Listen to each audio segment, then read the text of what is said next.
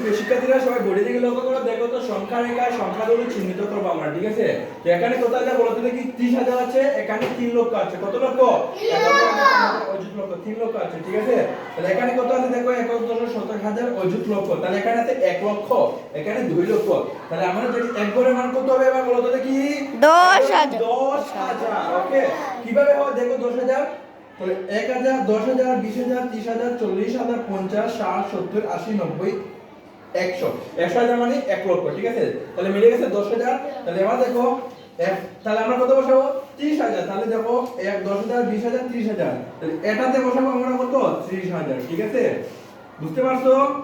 এটাতে বসাবো আমরা 30,000, হয়ে গিয়েছে। ওকে, তাহলে এবার আমরা কি বসাবো? 3 লক্ষ। এবার দেখো এটা 2 লক্ষ আছে, তাহলে আবার দেখো 10,000, 20,000, 30,000, 40, 50, 60, 70, 80, 90, 100, মানে 100 মানে 1 লক্ষ।